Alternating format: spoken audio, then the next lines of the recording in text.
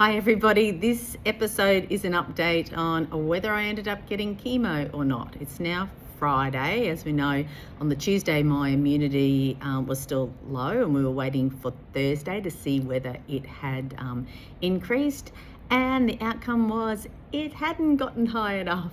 So I went and got my bloods redone yesterday morning, Thursday morning, and then I got a call from Icon to say whilst they've gone up, and they've gone up to 0.71, which is the highest I've had since this whole process started, still wasn't high enough to undertake chemo, which is a little bit confusing. So apparently they need to be over 1, but if you remember 2 weeks ago, Dr. Solanka did just paclitaxel for me at 0.68. Now, he is away, so they probably have taken a conservative approach on this. And as the nurse I spoke to reminded me, is the last thing you want is to have low immunity, catch something, and then you're 5 weeks out of chemo because you're sick.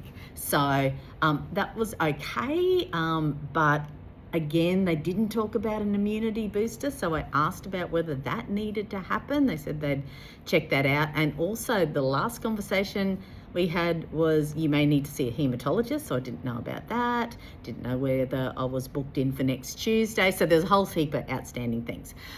So they said they'd give me a call back. We got to about lunchtime, no call back. By this stage, as people know, I was enraged because I was waiting around. I didn't know what I was supposed to be doing. So I went to go and call Icon, and when I put it into my phone as Icon, up came Gabby's name. I'd forgotten I had a nurse actually assigned to me who rings me every few weeks just to check in on me, and so I thought, let's ring Gabby. Gabby was awesome. So one of the things she said to me is, have they explained to you why your immunity's dropping? And I said, no.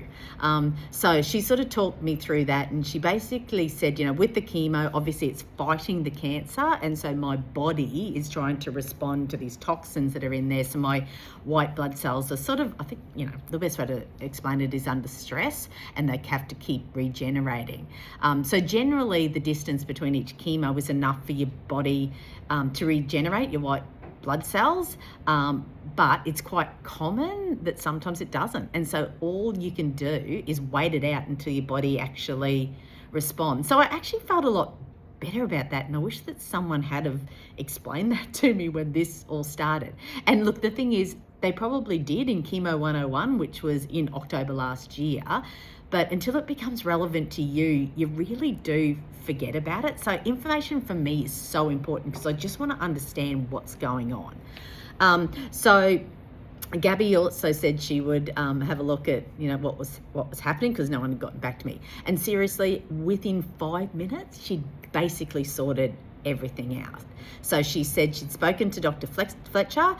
He said he would give me 2 days of immunity boosters, which I felt a lot better about, because each person you talk to tells you something different. So not being able to talk to the doctor is quite frustrating when this sort of stuff happens as well.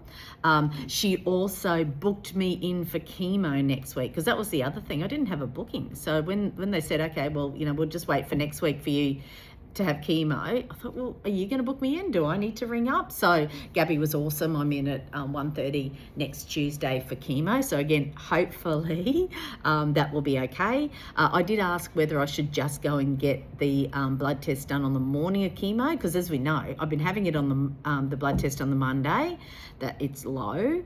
Then I go back and retest on the Tuesday to see, and I thought, well, I'll just cut out the middleman. But Gabby said, no, do it on the Monday just so they can see where it's sitting.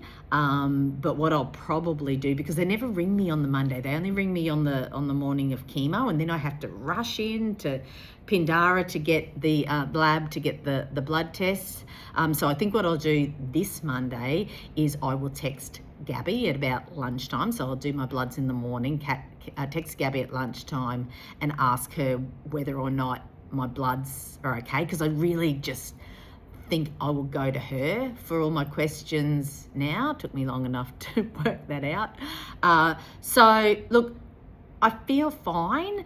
The other thing too is when I went for the bloods on the Thursday morning, the pathology person said to me that there's a lot of influenza A going around at the Gold Coast at the moment, which, that would be horrific to get.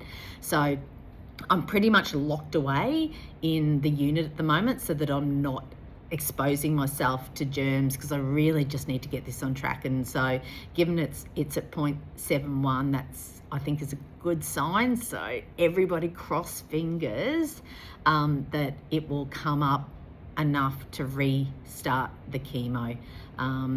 So that's where we're at the moment, and I will tune in again on Tuesday to let you know whether chemo is happening. But I'm also going to do a session with my friend Jenny on this afternoon, actually. So we'll probably post it tomorrow. She's got breast cancer as well. It's a different kind to mine. So it's really interesting to hear about the different kinds and also the surgery and the treatment that she's had. So tune on to that over the weekend. And I'm just sending my love to my sister, and who's having a bit of a struggle at the moment with a fall, but I hope that everything is okay, Suze, and thanks everyone for tuning in.